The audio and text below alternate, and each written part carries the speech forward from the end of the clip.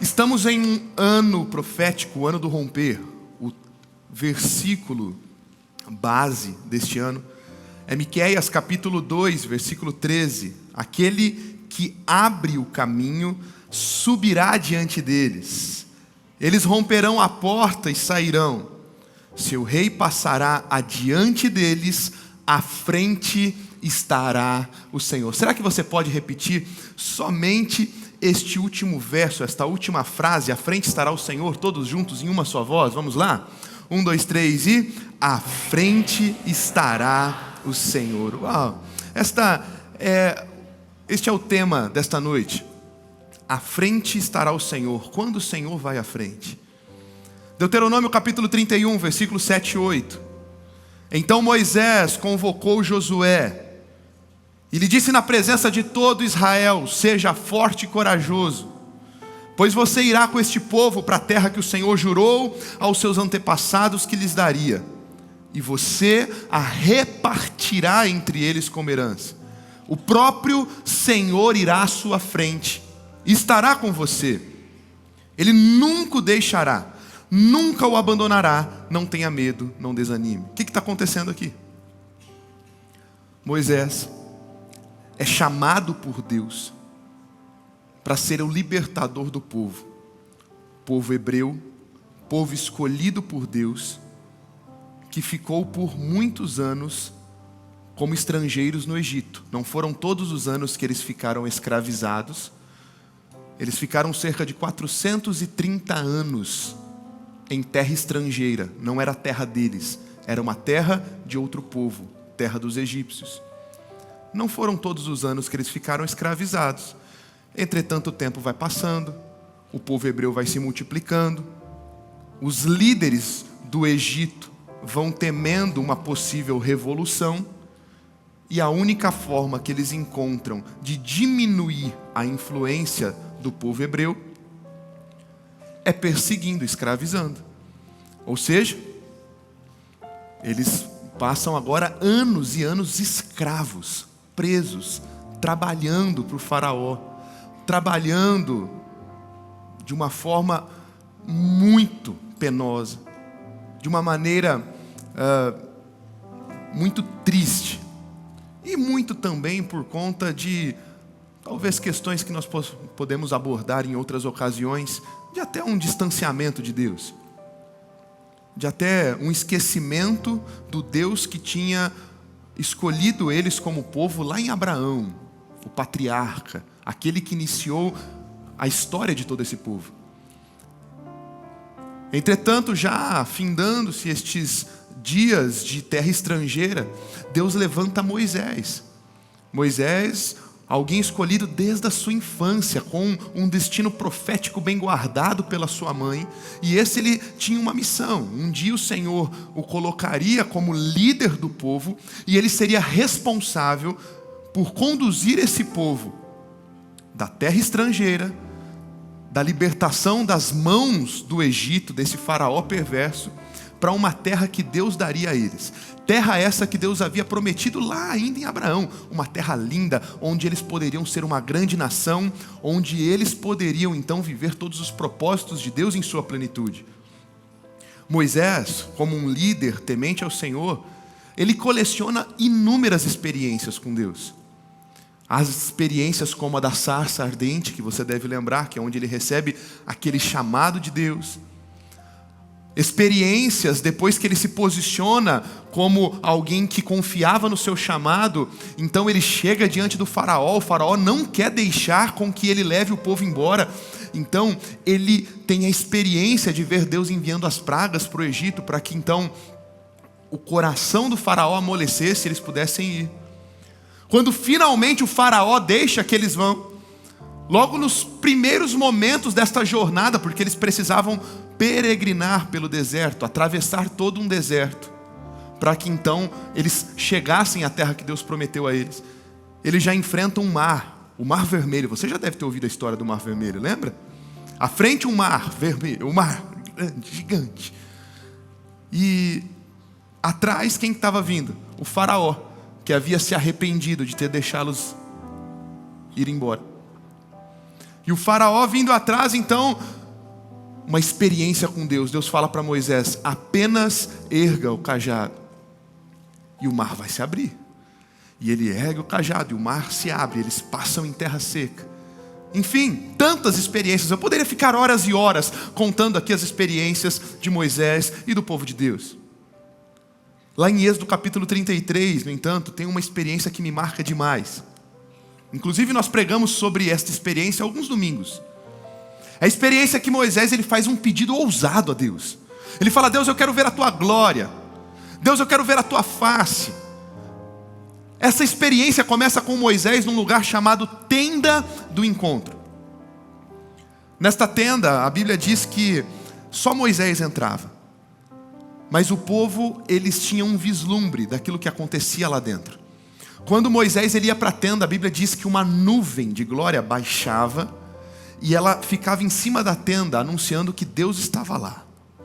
E a Bíblia diz que lá naquela tenda Moisés falava com Deus face a face, como quem fala com um amigo. Mas tem algo que me chama a atenção. Nesse mesmo texto,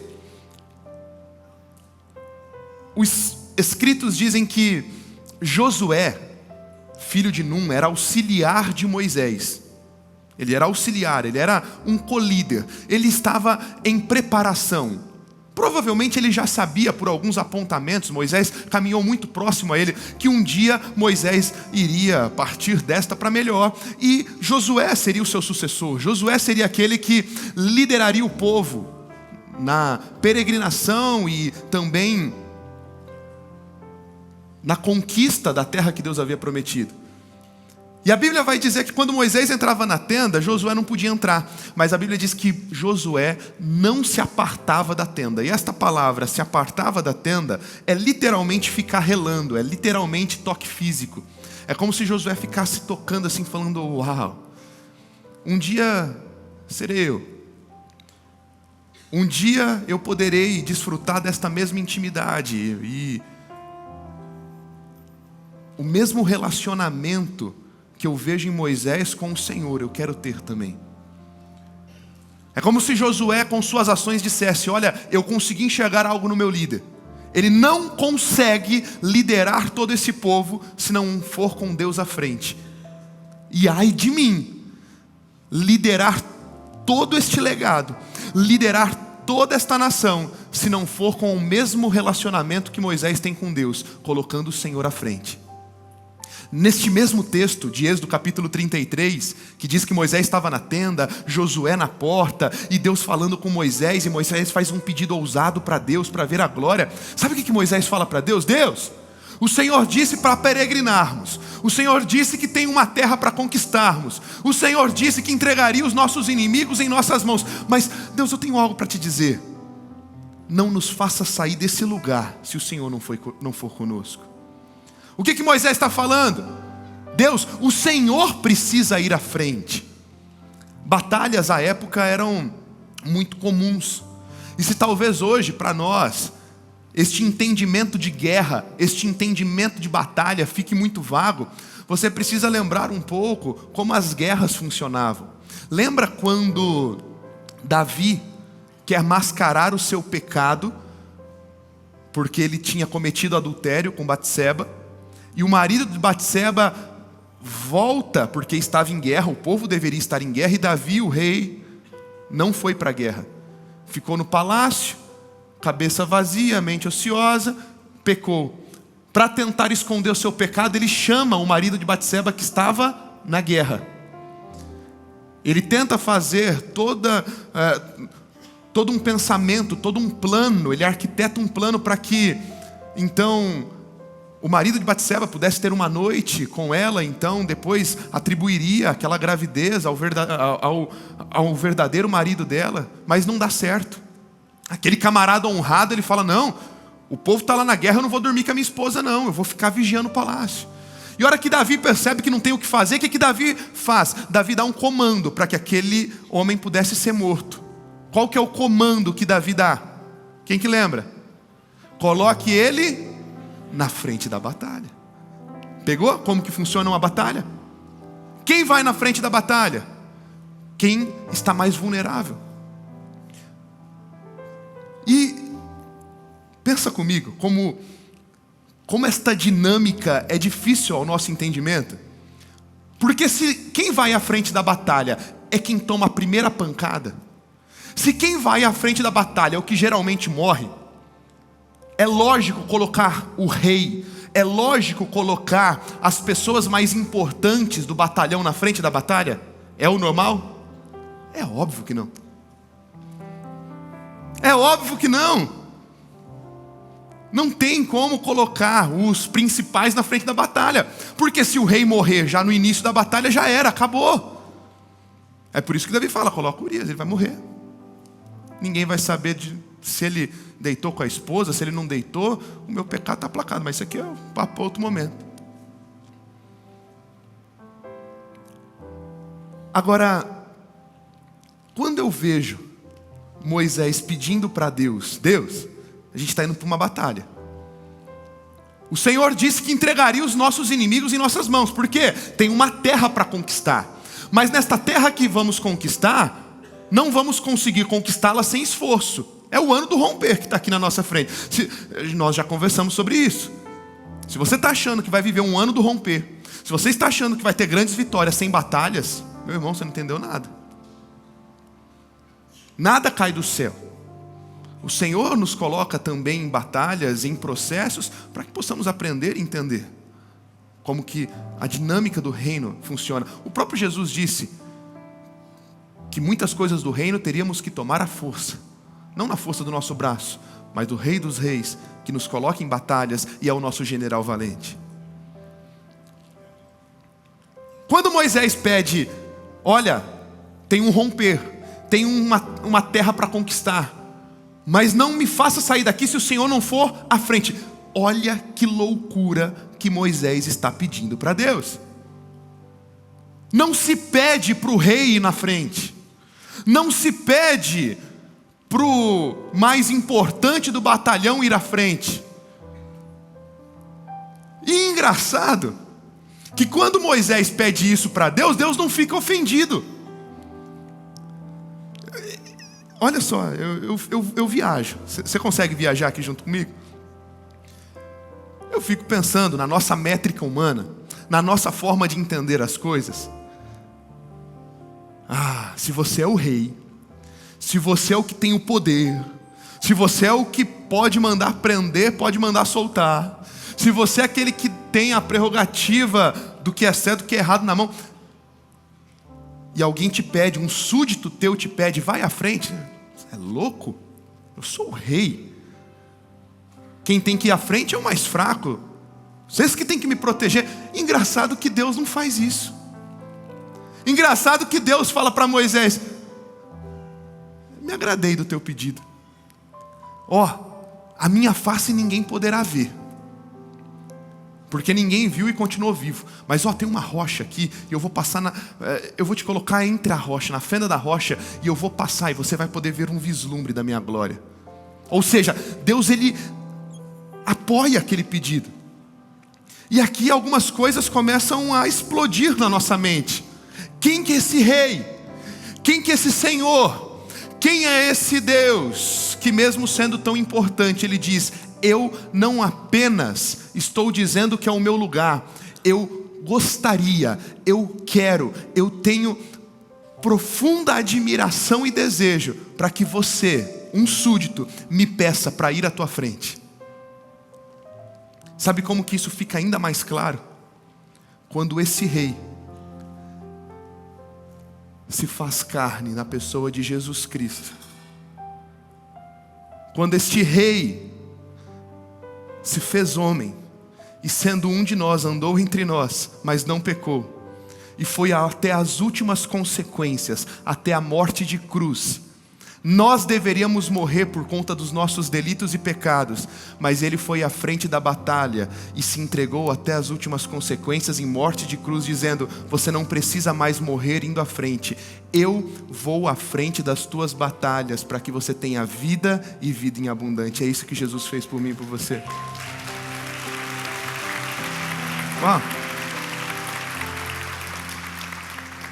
Eu não consigo entender.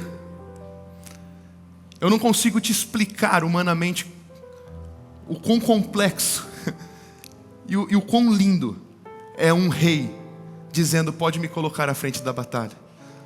Eu quero ser este primeiro escudo de defesa. Eu quero ser este que vai à tua frente. E Moisés, ele aprende isso de uma maneira tão linda e tão profunda. E eu tenho certeza, convicção, até por ver Josué ao lado da tenda, querendo aprender com Moisés, que ele aprendeu demais. Deuteronômio capítulo 31, que é o texto que eu acabei de ler com vocês.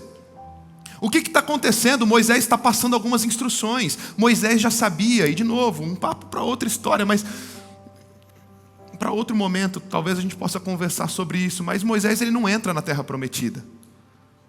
Em algum momento ele falta com fé, em algum momento ele não crê no Senhor da forma como que deveria. Essa incredulidade faz com que ele perca a oportunidade de entrar na terra prometida. E Deus já havia dito para ele: olha, você vai até aqui. A partir daqui, eu vou te recolher e você vai passar a tua liderança para uma nova etapa. Josué vai ser o teu sucessor. Josué vai dar continuidade e cabe a ele então adentrar a terra. Moisés, já sabendo que não dava mais para discutir com Deus a respeito desse assunto, Moisés vai preparar Josué. E na conversa dele aqui no capítulo 31, ele já prepara Josué dizendo: Josué, seja forte e corajoso. Você vai com esse povo. É como se ele dissesse: olha, não sou eu, é você, Deus te escolheu. Você vai com o povo para a terra. E aqui, dentre tantas as palavras de Moisés, a que mais me chama a atenção é que ele diz: o próprio Senhor irá à sua frente. Moisés está dizendo: ei Josué, não ouse fazer o que você tem que fazer, se não for com o Senhor à frente. Talvez não possa ser fácil a tua compreensão humana entender por que o Rei dos Reis vai à frente. Mas Josué, se tem algo que eu aprendi na minha vida até agora, é que sempre que ele esteve à frente, eu obtive vitória. Deixe ele permanecer à frente e a terra será de vocês. Moisés morre, Josué assume a liderança. E agora nós estamos no livro de Josué, no capítulo 1, versículos de 3 a 9. E chegou a hora de Josué liderar o povo. E logo no início, olha só o que acontece aqui, a dinâmica da primeira conversa de Deus com Josué antes da conquista. Josué capítulo 1, versículo 3 a 9. Como prometi a Moisés, todo lugar onde puserem os pés eu darei a vocês. Seu território se estenderá do deserto ao Líbano, do grande rio Eufrates, a toda a terra dos Hititas e até o mar grande no oeste. Ninguém conseguirá resistir a você todos os dias da sua vida. Assim como estive com Moisés, estarei com você. Nunca o deixarei, nunca o abandonarei. Seja forte e corajoso, porque você conduzirá este povo para herdar a terra que prometi sob juramento aos seus antepassados. Somente seja forte e corajoso. Tenha o cuidado de obedecer a toda a lei que meu servo Moisés ordenou a você. Não se desvie dela, nem para a direita, nem para a esquerda, para que você seja bem sucedido por onde quer que andar. Não deixe de falar as palavras deste livro da lei, de meditar nelas dia e noite, para que você cumpra fielmente tudo que nele está escrito. Só então os seus caminhos prosperarão e você será bem sucedido. Não fui eu que ordenei a você? Seja forte e corajoso, nem se apavore, nem desanime, pois o Senhor, o seu Deus, estará com você por onde você andar. Para este ano do romper, quais são as áreas da tua vida que precisam de direção? Quais são as respostas que você precisa, ou a vitória que você anseia? Quando eu olho para as palavras de Deus a Josué, eu vejo lindas promessas de que Deus estaria sempre à nossa frente. E eu poderia aqui ficar mais os próximos minutos que tenho falando sobre os resultados de quem coloca Deus à frente. Seria lindo, né? Mas vamos fazer o seguinte, rapidamente. Quando você coloca Deus à frente, você tem convicção que Ele nunca te deixa sozinho. Quando você coloca Deus à frente, você conquista coisas extraordinárias. Quem quer conquistar coisas extraordinárias, balança a mão aí. Quando Deus vai à frente. Você é vitorioso nas batalhas. Quando colocamos Deus à frente, nós somos prósperos e bem-sucedidos. Uau, todo mundo quer ser. Mas vamos conversar. O resultado de colocar Deus à frente é lindo. Alguém, diante destes resultados que eu coloquei, ser bem-sucedido, vitorioso, ter certeza de nunca andar sozinho, alguém não quer essas coisas? É óbvio que não, todo mundo quer isso. Eu falei, quem quer? Todo mundo levantou a mão. Falar do resultado é muito fácil. E vamos ser sinceros, talvez atrairia até mais likes na plataforma do YouTube eu ficar aqui mais alguns minutos falando sobre os resultados de colocar Deus à frente. Mas você já entendeu que se Deus estiver à frente, tudo vai dar certo. Se Deus estiver à frente, não é que você não vai sofrer, não é que não vai ter, dias difíceis não existirão, mas Ele prometeu que Ele estaria contigo. Ou seja, se está ruim é porque não chegou ao fim. Ele está contigo, você vai vencer. Então, tá bom.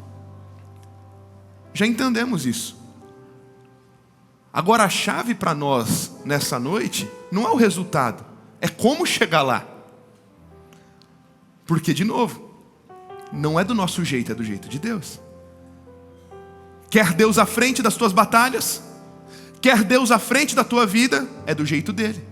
O pastor Fausto colocou aqui no momento de dízimos e ofertas. Você não adora a Deus do teu jeito, é do jeito que Ele falou. Pedir para que Ele vá à frente é fácil. Fazer o que deve ser feito para que Ele continue à frente que é o difícil. Ele quer continuar à frente, isso eu não tenho dúvidas. Deus nunca quer sair da frente.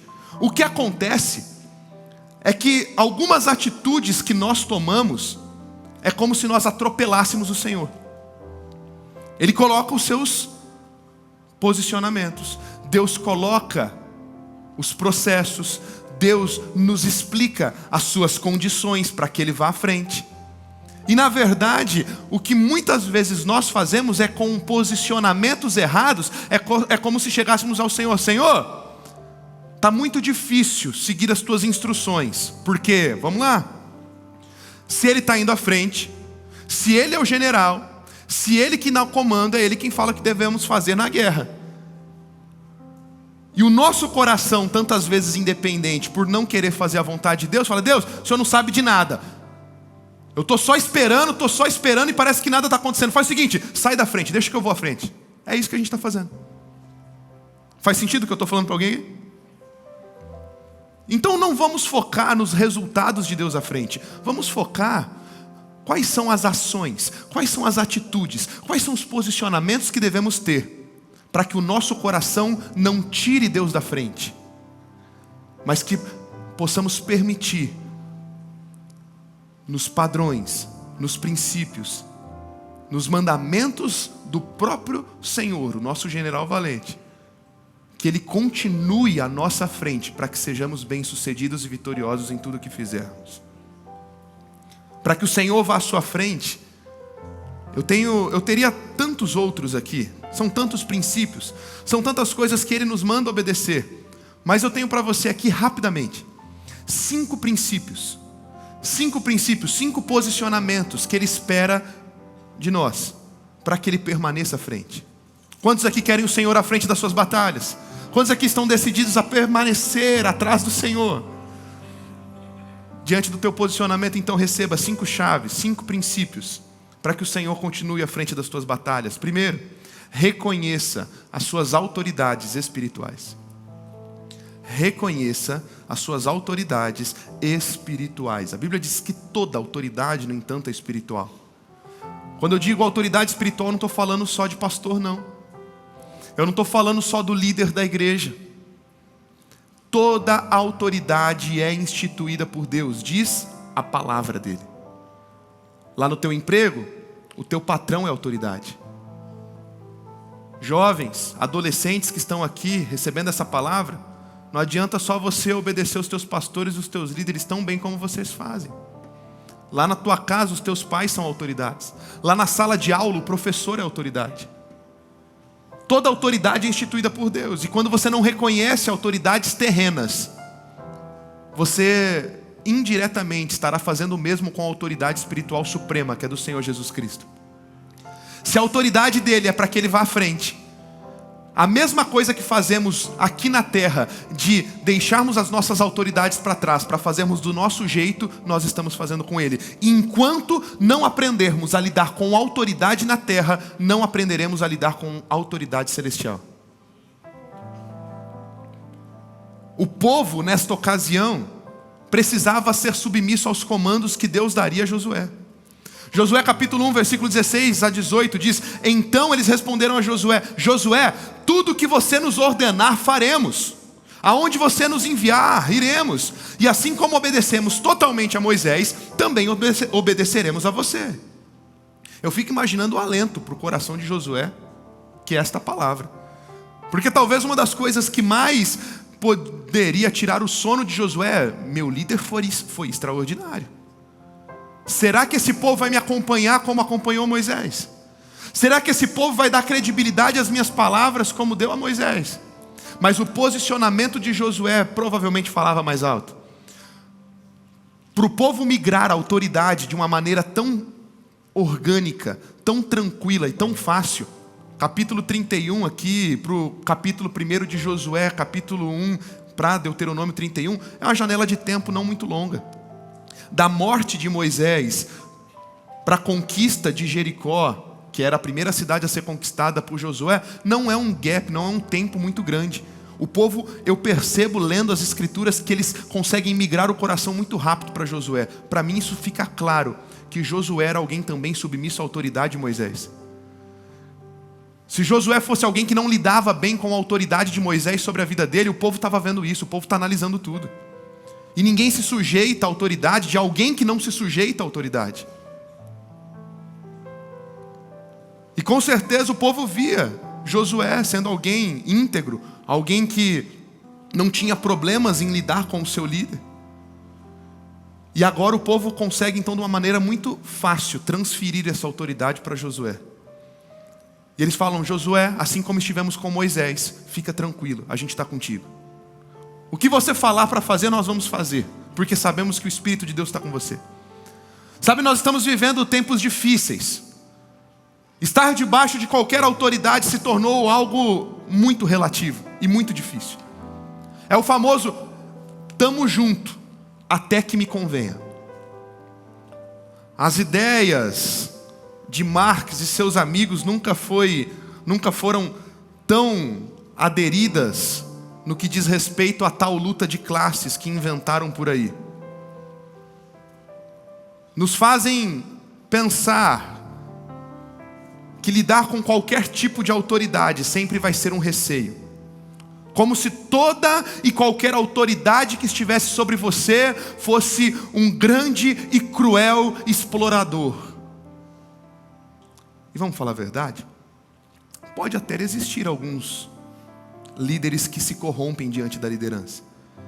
Mas daí a pensar que todo nível de autoridade é um malvadão, cruel, que só veio para te explorar e te sugar e tomar tuas energias, meu irmão, que tipo de pensamento é esse? Não condiz com o que a Bíblia nos ensina. Cada vez mais é difícil de encontrar fidelidade no meio do povo. A geração dos baby boomers se orgulhava demais em ter um único emprego. Meu avô, ele até hoje, quando vou conversar com ele, pai da minha mãe, ele se orgulha, ele sempre fala: trabalhei não sei quantos anos na empresa lá, no antigo Daia. Trabalhei não sei quantos anos, olha, a vida toda nesse emprego. Havia muito isso nas gerações anteriores. Eu te digo, você que é empresário, você que é empreendedor, você que lida com funcionários, é fácil você ver um funcionário que dura mais de um ano dentro da tua empresa? Perdemos o senso de fidelização. Há um imaginário comum que está pairando dentro da mente das pessoas, que qualquer autoridade que vier sobre você é para você ter medo, é para você andar com o pé atrás, É para você olhar para ele como uma luta. Estamos em luta de classes. Então aqui, se ele na pirâmide alimentar está acima de mim, eu tenho então que olhar para ele como um inimigo mortal que eu vou destronar. Ei! Desde quando a palavra de Deus nos ensinou a brigar, irmão contra irmão, pessoa contra pessoa? A Bíblia diz que a nossa luta não é contra carne e sangue, mas contra principados e potestades no mundo espiritual. O desejo de Deus sempre foi que o povo dele vivesse em harmonia, em unidade. E unidade esta que não quer dizer que todo mundo vai ser igual, que todo mundo vai estar no mesmo nível, que todo mundo vai fazer as mesmas coisas ou receber da mesma porção. Aquilo que o homem plantar, isso ele também? Aquilo que o homem plantar, isso ele também? Ei, a tua colheita é resultado do teu plantio.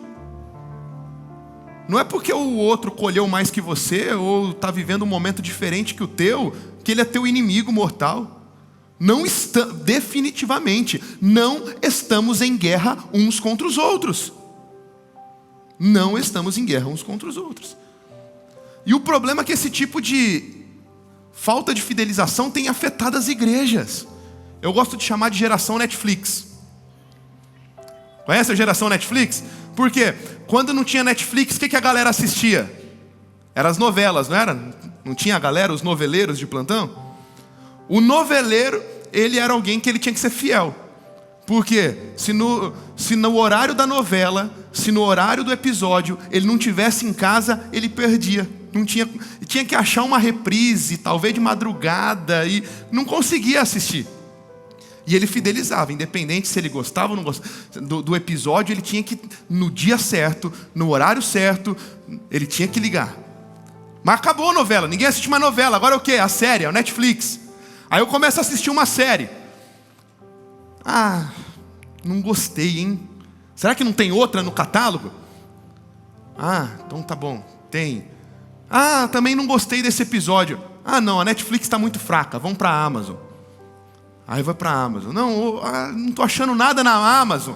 Vamos para a HBO. HBO não está legal, vamos para a Apple TV. Vamos, e vai de streaming em streaming, tentando achar o... Isso quando, esse episódio não está legal, não estou entendendo nada. Mas agora, a Netflix te dá a opção. Você não precisa assistir um episódio que você não gosta. Não gostei do episódio 5, eu pulo para o 6. Depois eu leio o resumo. Isso vai causando falta de fidelização. E, nada contra. Legal. A forma de consumo vai mudando. O padrão de consumo vai mudando. Eu também faço isso. Eu também escolho aquilo que mais me agrada. Não estou falando mal disso, não. Eu estou falando quando este tipo de posicionamento, que quando diz respeito a entretenimento, não é algo errado. Não é algo danoso. O problema é quando este tipo de posicionamento nos leva a também no mundo espiritual fazermos esta mesma falta de fidelização. Sabe quando isso chegou nas igrejas? 2020, pandemia. Todo mundo em casa. Eu ia assistir o culto online e eu coloco o culto da minha igreja.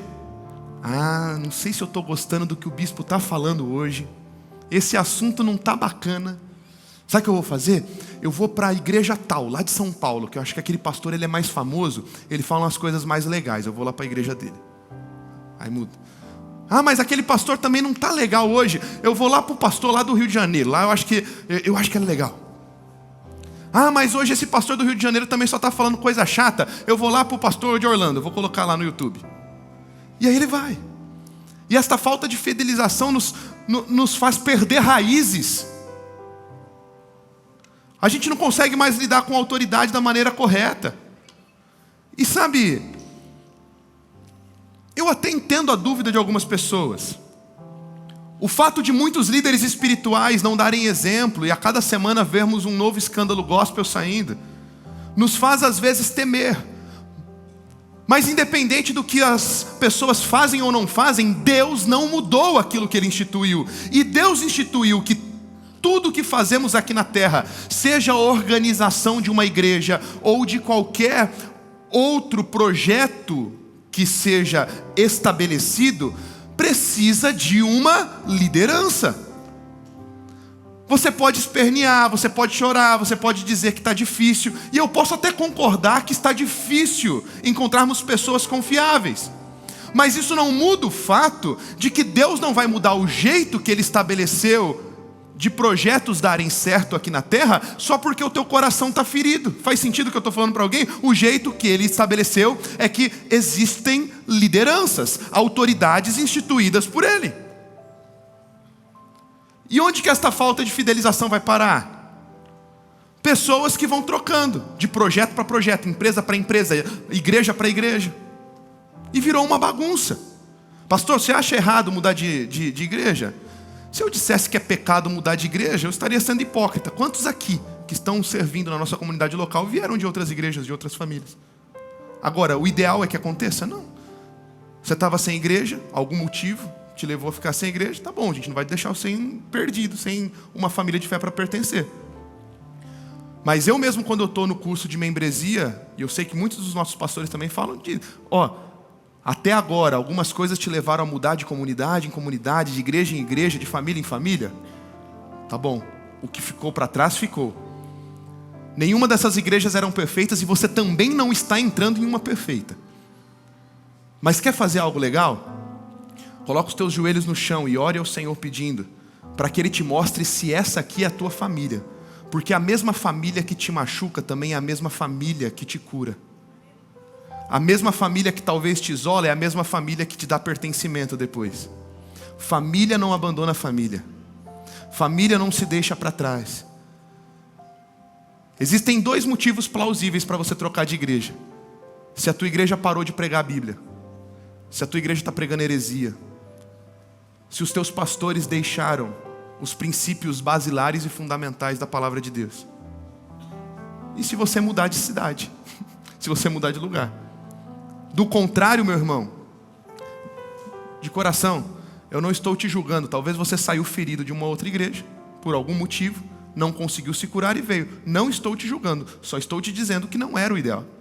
O ideal é que nos curássemos na nossa comunidade. Mas já que você está aqui, amém. O que ficou para trás, ficou. Posso te dar uma dica? Coloque diante de Deus e fala: Deus, já que o Senhor me trouxe para cá, a partir de hoje, essa será a minha família. Sabe por quê? Se te machucaram lá, aqui eu não vou te mentir não. Não vou mentir para você não. Não vou te enganar.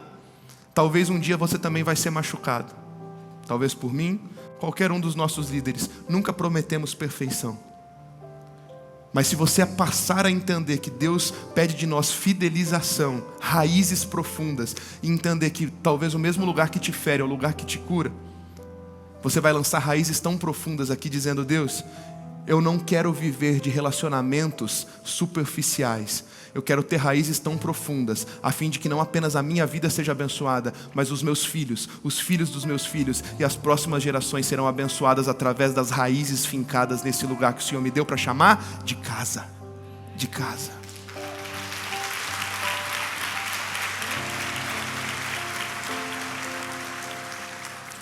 E atenção, eu não estou sugerindo para você uma obediência às cegas. É óbvio que eu sei que tem líderes que abusam. Eu sei que existe abuso espiritual. É óbvio que existem líderes que usam da autoridade para mascarar o seu distanciamento da verdade. Mas aqui é esta questão que eu estou te levando a buscar discernimento. Quando você olha para os teus líderes, quando você olha para esta casa, você não vê perfeição, mas você vê pessoas compenetradas em amar as Escrituras e segui-las à risca. Então isso basta. Tenha convicção se esse lugar que Deus te trouxe a pertencer a uma casa séria ou não. Porque quando somos levados a lançar raízes, nos colocamos sim em um lugar de obediência a uma visão. Diga comigo, visão. Todo lugar precisa de visão. Sabe por quê? Porque ninguém segue uma liderança que não sabe para onde está indo. Provérbios 29:18 diz: não havendo profecia, o povo se corrompe. E esta palavra profecia não é só a profecia da palavra profética, profecia bíblica. Esta palavra profecia no hebraico é shazon, que é uma imagem revelada por Deus do futuro. E ele diz: o povo se corrompe. Esta palavra corrompe significa ficar exposto. Um povo que não tem uma visão fica exposto, é o que a palavra diz. são levados de um lado para o outro por todo o vento de doutrinas. Uma visão dada por uma autoridade espiritual é justamente para você não ficar exposto e suscetível a ataques do maligno, suscetível a uma falha de comunicação que não te aponte exatamente para onde ir. Visão não deixa o povo perdido. E é óbvio que você vai distinguir do propósito base, que é conhecer a Deus e fazê-lo conhecido, de estratégias sazonais. Deus é um Deus de estações. O maná que funcionou no deserto não funcionou na terra prometida. A estratégia de ontem pode ser a maldição de hoje, porque a nuvem se moveu. Um dos segredos de Moisés é que sempre que a nuvem se movia, eles desmontavam o acampamento que estavam e seguiam a nuvem que simbolizava a presença de Deus. Isso é colocar Deus à frente. Então, meu irmão, as estratégias mudam e vão continuar mudando. A visão que Deus dá aos líderes desta casa, e em primeiro lugar ao bispo desta casa, ao bispo das igrejas de amor e cuidado, que é o anjo da igreja, o guardião da visão, vão mudar. Estratégias sazonais vão mudar, mas a essência permanece a mesma. E é isso que você precisa ter no coração. Imagina Josué dizendo para o povo: vamos dar 7 voltas. Imagina o povo: tu é louco? Moisés nunca pediu para a gente dar 7 voltas. Agora você, o bonitão, vai querer que a gente canse esse joelhinho bonito, correndo 7 vezes em volta de Jericó. Porque foi essa instrução que Josué dá. Josué dá uma instrução que ele recebeu de Deus. Seguinte, Deus mandou a gente dar 7 voltas em volta das muralhas, porque tinham muralhas fortificadas para que eles entrassem na terra prometida, na terra que Deus prometeu. Que loucura é essa? Faz sentido humanamente pensar, dar 7 voltas numa muralha, a muralha vai cair?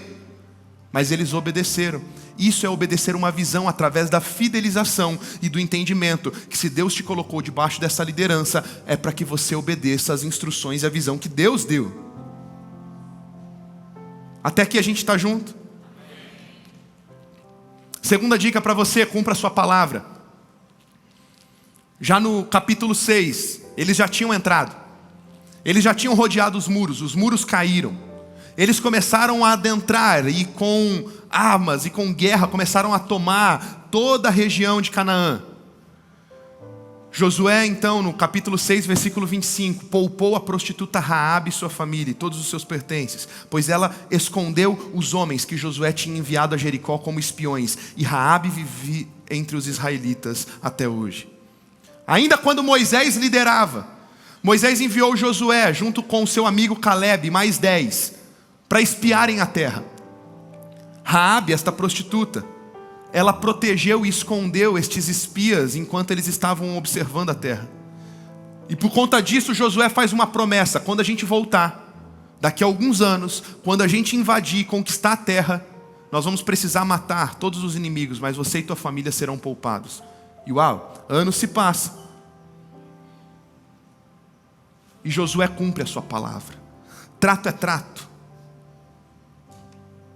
Mateus capítulo 5, versículo 37. Seja o seu sim, sim, o seu não, não. O que passar disso vem do maligno. Ei, a sua fidelidade só depende de você. Perceba que tudo está conectado. Honrar a palavra e ser submisso a autoridades, tudo está envolto de uma palavrinha chamada fidelidade. Diga comigo: a minha fidelidade não depende de ninguém. Mais uma vez, a minha fidelidade não depende de ninguém. Você ouviu aqui o pastor Fausto trazendo como o culto se completa, né? A palavra de generosidade hoje. Fidelidade. Precisamos urgentemente resgatar o senso de fidelidade na nossa geração. A tua palavra precisa ter credibilidade. Porque quando você não tem credibilidade nas suas palavras, até os teus votos com Deus são vazios. Como que você quer que Deus vá à tua frente, se você não cumpre nem aquilo que conversa e promete com Ele? Por quê? Porque o teu relacionamento com Ele é raso. Porque Ele só reflete aquilo que também você tem de relacionamento com os teus irmãos aqui na horizontal. Porque se você não consegue ser fiel e cumprir a sua palavra e ser submisso à autoridade de alguém que você vê, como que você vai ser submisso à autoridade e cumprir com a sua palavra com alguém que você não vê? Terceiro, seja santo.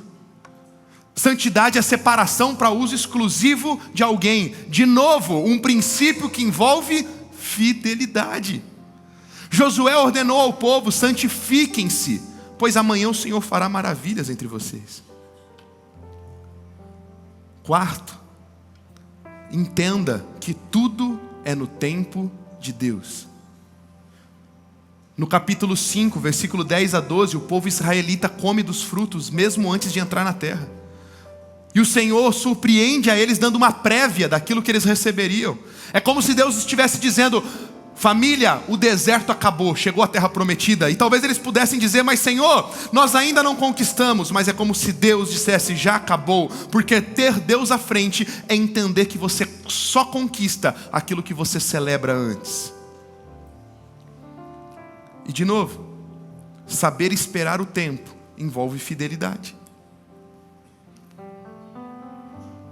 Muitos esmorecem, muitos não perseveram, muitos não rompem, porque não sabem esperar o tempo certo. Infiéis. Infiéis. Você já percebeu que a infidelidade é uma péssima companheira para você em 2026? Se você quer ter Deus à frente, se você quer romper, peça para que o Senhor encontre em você um coração fiel. Fiel a Ele, fiel às pessoas que te cercam. Mas se eu pudesse te dar uma última dica, esta fidelidade só virá acompanhada de uma experiência profunda com o teu general valente. Quer ter Deus à frente? Quinto e último, busque experiências com Deus. Busque experiências com Deus. Eu gosto demais desse texto. Estando Josué já perto de Jericó, Josué 5, 13 a 15, olhou para cima e viu um homem em pé, empunhando uma espada. Aproximou-se dele e perguntou: você é por nós ou por nossos inimigos? Nenhuma coisa nem outra, respondeu ele. Eu venho na qualidade do comandante do exército do Senhor. Então Josué prostrou-se com o rosto em terra, em sinal de respeito, e lhe perguntou: que mensagem o meu senhor tem para meu servo? E o comandante do exército do Senhor respondeu: tire as sandálias dos teus pés, pois o lugar que em você está é santo. E Josué as tirou.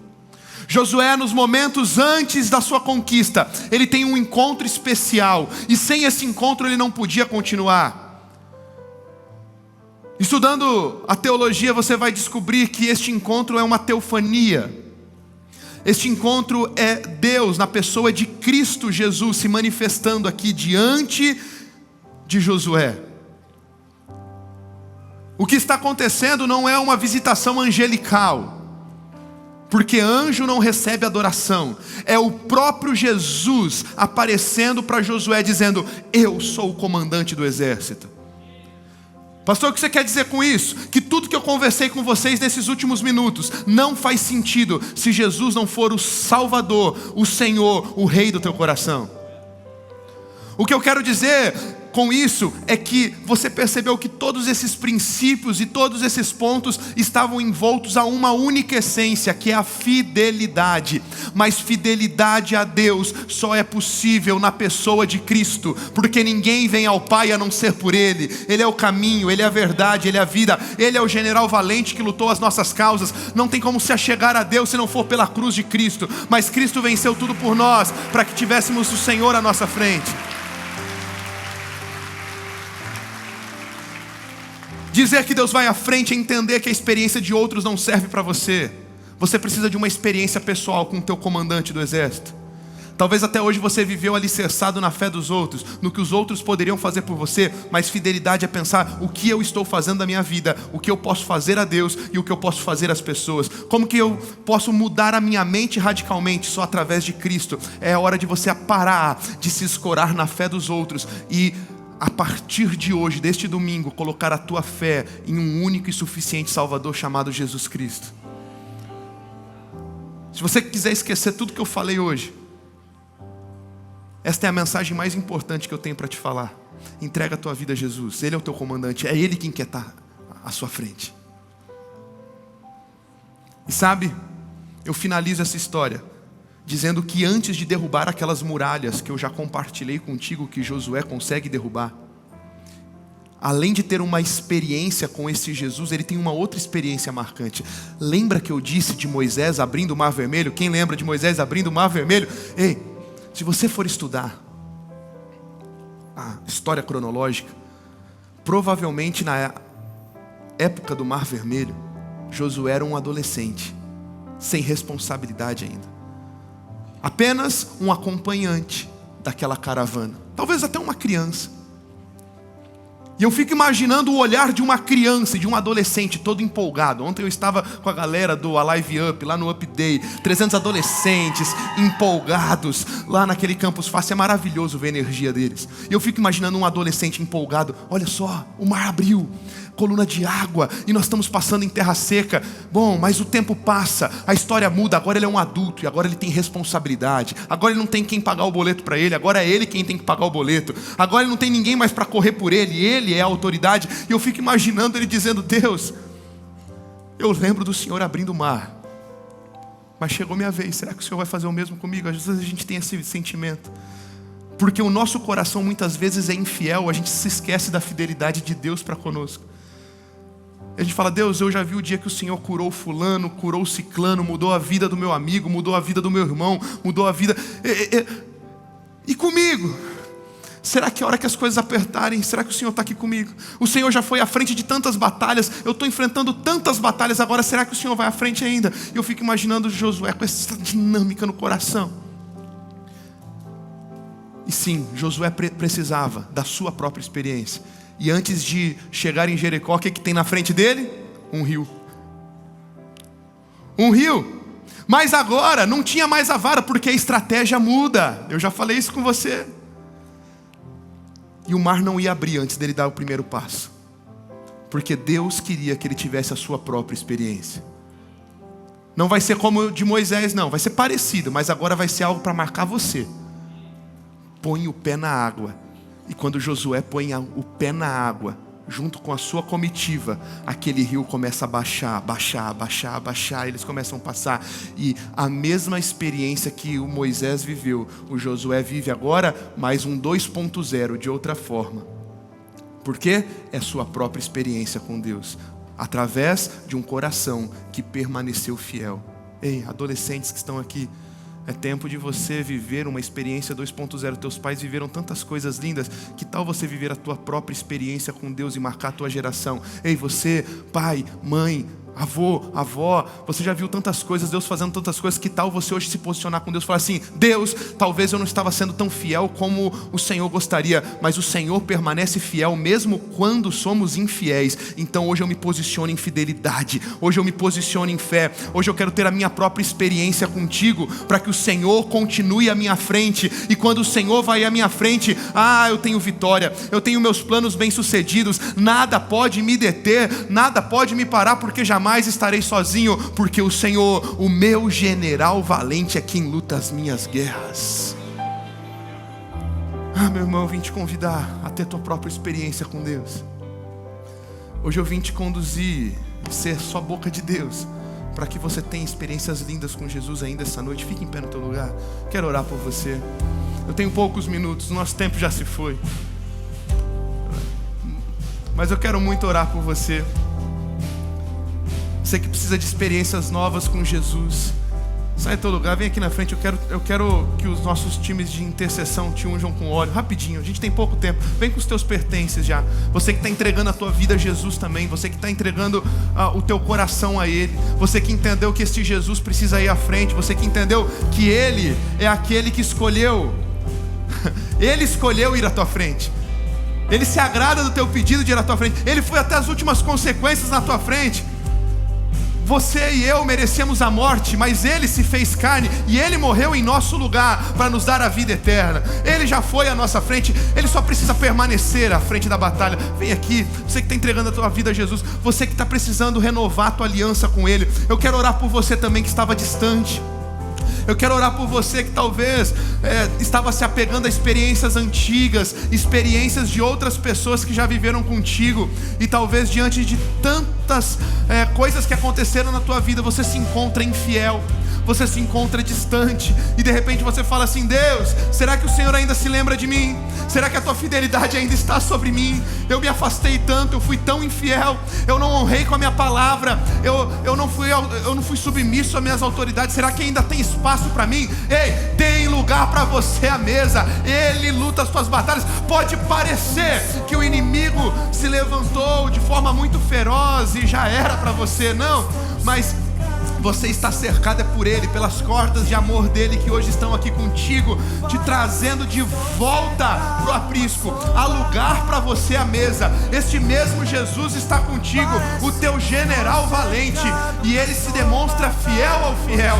Então vamos lá, se posicione hoje, enquanto nós cantamos aqui rapidamente. Faça isso, tome essa decisão. Vamos lá, vamos lá. Parece que estou cercado, mas sou guardado por ti. Parece que estou cercado, mas sou guardado por ti. Parece que estou cercado, mas sou guardado por ti. Parece que estou cercado, mas sou guardado por ti. Assim que luto minhas guerras, assim que luto minhas guerras, assim que luto minhas guerras, é assim. Assim que luto minhas guerras, assim que luto minhas guerras, assim que luto minhas guerras, é assim. Vamos fazer uma oração, igreja, para fortalecer esses nossos irmãos, porque aqui nós temos uma família que não luta um com o outro, nós fortalecemos uns aos outros. E meu irmão, mesmo que você esteja já firme na tua caminhada, mesmo que você já ande em fidelidade, você vai fazer uma oração junto comigo agora, para fortalecer os nossos irmãos da fé. Vamos lá. Se esta oração for sincera, se vier de sinceridade do teu coração, você vai repetir as minhas palavras, e toda a igreja vai te ajudar de forma bem forte. Vamos lá, igreja, diga assim: Senhor Jesus, nessa noite eu me posiciono para que o Senhor encontre em mim um coração fiel. Eu reconheço que eu andava distante em infidelidade. Eu reconheço que os meus pecados me afastaram do Senhor.